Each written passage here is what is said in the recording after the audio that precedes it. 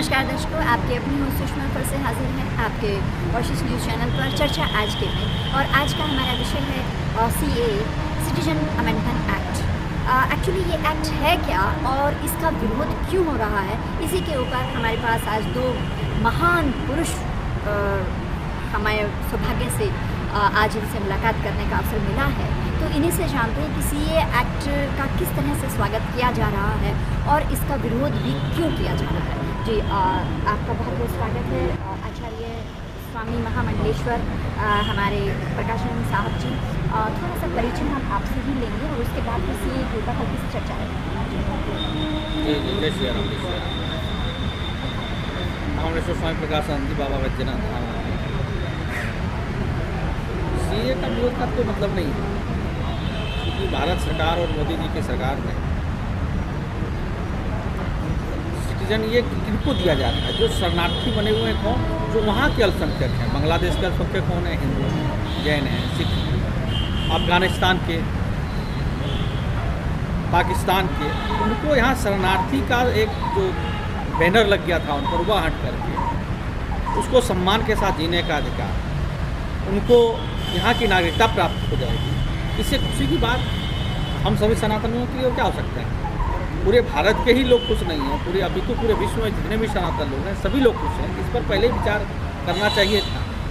जो विचार होते थे चलो जब आए देर आए दुरुस्त आए, लेकिन आज के डेट में यह हो गया, क्योंकि गृह मंत्री जी ने कहा था कि वह चुनाव के पहले आएगा, तो चुनाव के पहले आ भी गया।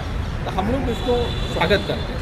हम लोगों को बड़ा हर्ष है कि उनको नागरिकता मिलेगी, तो इससे ज़्यादा खुशी हम लोगों से ज़्यादा किन हो सकता है। हमारे भाई को अगर नागरिकता मिले, हिंदुओं को नागरिकता मिले, इससे ज़्यादा खुशी हो सकता है।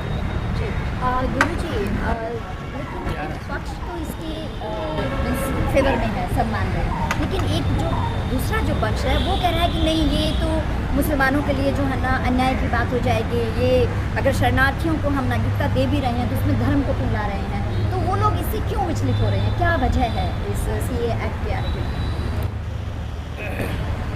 पूरे पाकिस्तान में मुसलमानों के लिए तो पाकिस्तान बना दिया गया।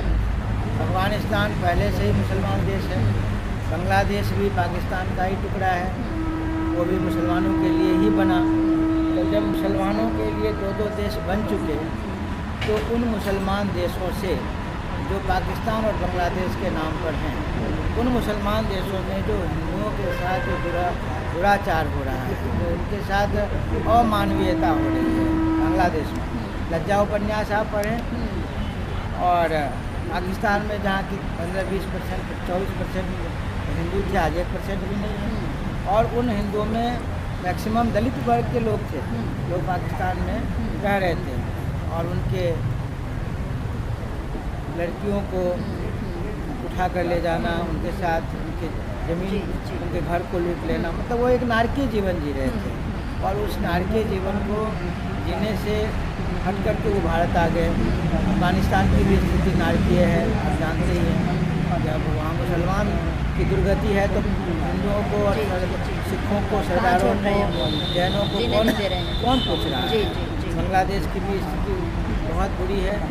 ये मुसलमान पूरे दुनिया में जहाँ भी हैं, बहुसंख्यक ना, वो अल्पसंख्यक को जीने नहीं देते हैं, क्योंकि उनका कुरान उनको आदेश देता है कि काफिरों को, मतलब गैर मुसलमानों को मार दो, खत्म कर दो, भगा दो, उनके संपत्ति को लूट लो।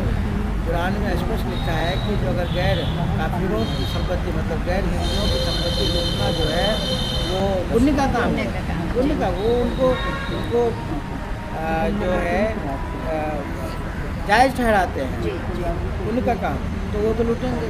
हमारे यहाँ बिल्कुल लूटना, दूसरों को दुख देना, कष्ट देना, सताना, हत्या करना, ये पाप मानते हैं हिंदू, लेकिन मुसलमान वो नहीं मानते। इसका कॉन्सेप्ट ही दूसरा है।